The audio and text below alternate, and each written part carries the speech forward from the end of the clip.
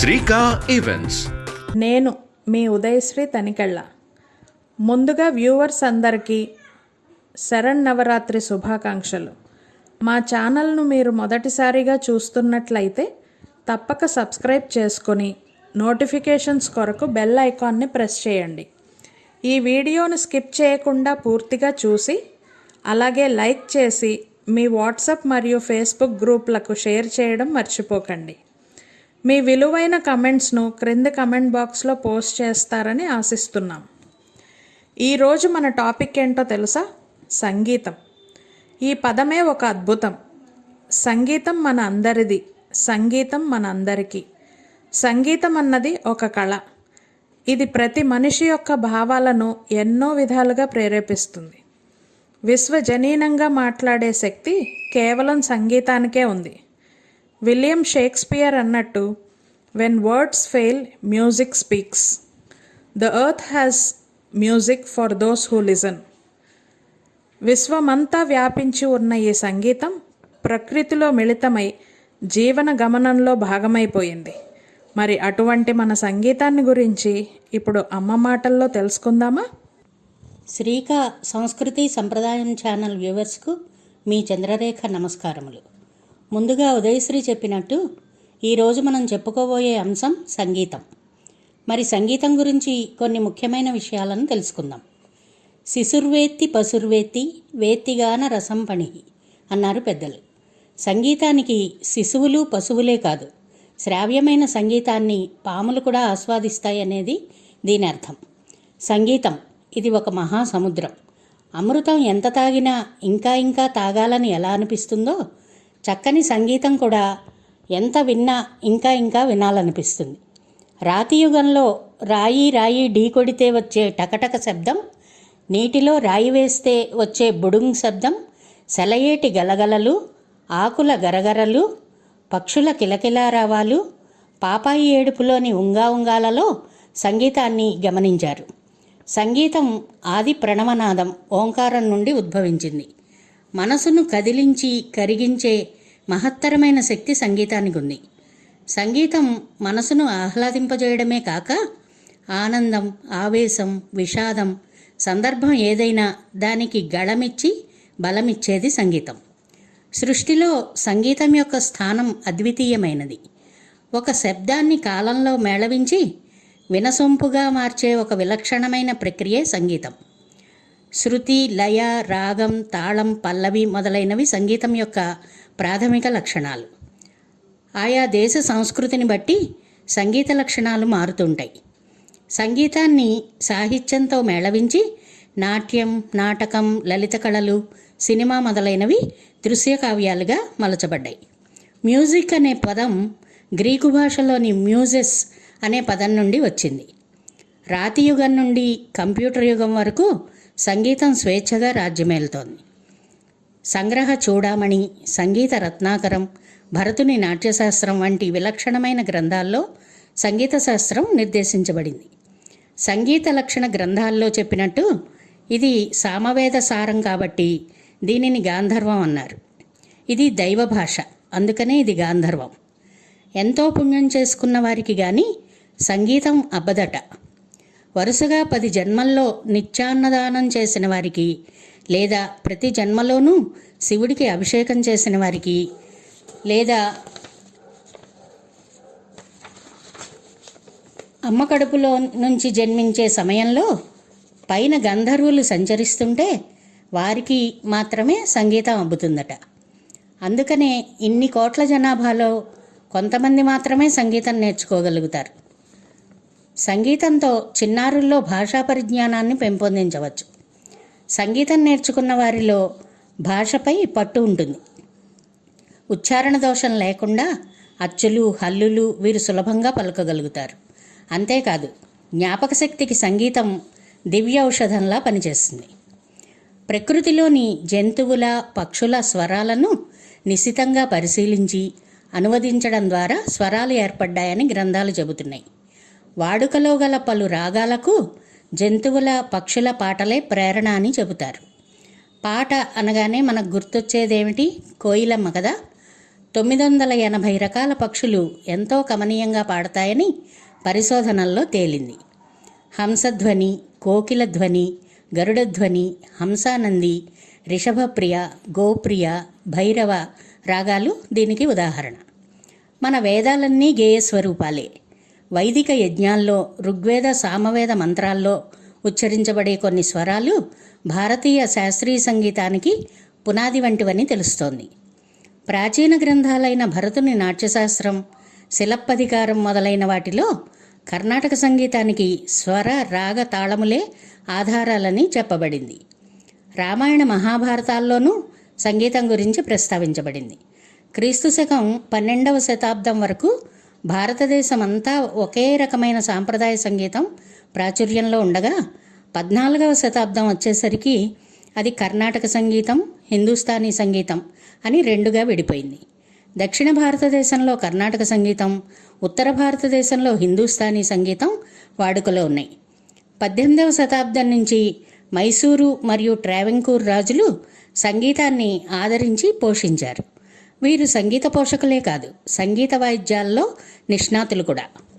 సాంప్రదాయ సంగీతంలో కర్ణాటక, హిందుస్థానీ సంగీతాలతో పాటు జానపద సంగీతం, తుమ్రి, దాద్రా, గజల్, కవాలి, చైతీ, కబ్రీ, సూఫీ ఇలా ఎన్నో వచ్చాయి. ఆధునిక సంగీతంలో భాగంగా చలనచిత్ర సంగీతం, పాప్ మరియు రాక్, బ్లూస్, జాజ్, ట్రాన్స్ సంగీతాలను చెప్పుకోవచ్చు. భాషకు అతీతమైనది సంగీతం. సంగీతానికి భాషతో పని లేదు. ప్రపంచమంతా ఎల్లలు లేకుండా స్వైరవిహారం చేస్తుంది సంగీతం. సంగీతం రాళ్లని కరిగిస్తుందంటారు. సంగీతం వల్ల మేఘాలు వర్షిస్తాయి, ఆవులు పాలు ఇస్తాయి, చెట్లు పుష్పాలనిస్తాయి. సంగీతానికి గల శక్తి సామవేదంలో చెప్పబడింది. స్వరాలు, శ్లోకాలు, రాగాలు, మంత్రాలు మనసు మీద మాత్రమే కాక శరీరం మీద కూడా పనిచేస్తాయని సంగీత శాస్త్రం చెబుతోంది. ధ్వని తరంగాలు నాడీ వ్యవస్థ మీద ఎలా పనిచేస్తాయో స్వరశాస్త్రం వివరిస్తుంది.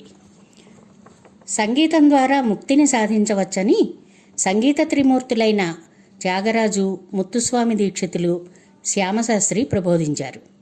వీరిని లెజెండ్స్ ఆఫ్ కర్ణాటిక్ మ్యూజిక్గా చెబుతారు. ఈ సమయాన్ని గోల్డెన్ ఏజ్ ఆఫ్ కర్ణాటిక్ మ్యూజిక్గా చెప్పుకుంటాం. ఇతర వాగ్గేయకారులైన రామదాసు, పురందరదాసు, నారాయణ తీర్థులు, స్వాతి తిరునాళ్, జయదేవుడు, అన్నమయ్య మొదలైన వారు భక్తి సంగీతం ద్వారా భగవంతునిలో తాదాత్మ్యం చెంది ముక్తి సాధించవచ్చని తెలియజేశారు. ఆధునిక కాలంలో వాద్య సంగీతం, లలిత సంగీతం కూడా మనుషుల గుండెకు చేరువయ్యాయి.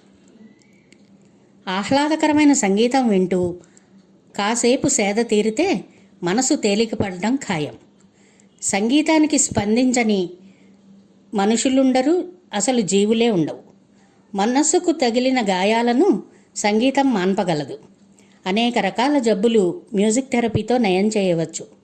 వీణుల విందైన సంగీతాన్ని ఆలకించినా ఎన్నో లాభాలుంటాయి. ఆ ప్రభావం మెదడుపై చాలా కాలం ఉంటుంది.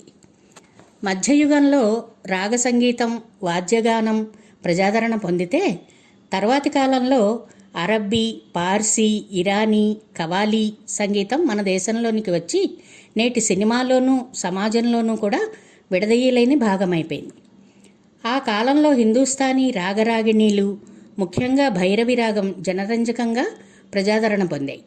ఈ అందమైన విశ్వానికి ప్రకృతి, పురుషుడు అధిష్టాన దేవతలైతే శాస్త్రీయ సంగీతం దైవానికి మనల్ని దగ్గర చేస్తుంది. లలిత సంగీతం ప్రకృతి పరిమాణాలను మనసుకు హత్తుకునేలా చేస్తుంది. జానపద సంగీతం కొన్ని శతాబ్దాల నుండి తర్వాతి తరముల వారికి అందించబడుతోంది. పల్లెటూళ్లలో జానపదాలు వినవస్తాయి.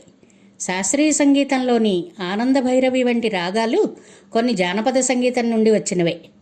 జానపద సంగీతం సంస్కృతీకరించబడి నేడు సినీ గీతాలను, లలిత సంగీతాన్ని విశేషంగా ప్రభావితం చేసింది. కర్ణాటక సంగీతానికి ప్రపంచంలోనే ఒక ప్రత్యేకత ఉంది. ఒక్క తంజావూరు ఆస్థానంలోనే 300 మందికి పైగా సంగీత విద్వాంసులు ఉండేవారని తెలుస్తోంది. కర్ణాటక సంగీతం విశ్వ సంగీతానికి మూలం. అమ్మపాడే జోలపాటతో మొదలైన సంగీతం వయసు పెరిగే కొద్దీ వినే పాటలు అనేకం. సంగీతం ఉత్సాహానికి ఊపిరి పోస్తుంది. ఆడుతూ పాడుతూ పనిచేసేటప్పుడు అలసట తెలియని జీవామృతం సంగీతం. కర్ణాటక అనే పదానికి అసలైన అర్థం చెవికి ఇంపైనది అనట. చతుషష్ఠి కళలలో సంగీతం ఒకటి. జవసత్వాలను ఉత్తేజపరిచే వ్యాయామం సంగీతం. పరమశివుడిని సైతం పరవశింపజేసి ప్రచండ తాండవం చేయించగల శక్తి ఒక సంగీతానికే ఉంది.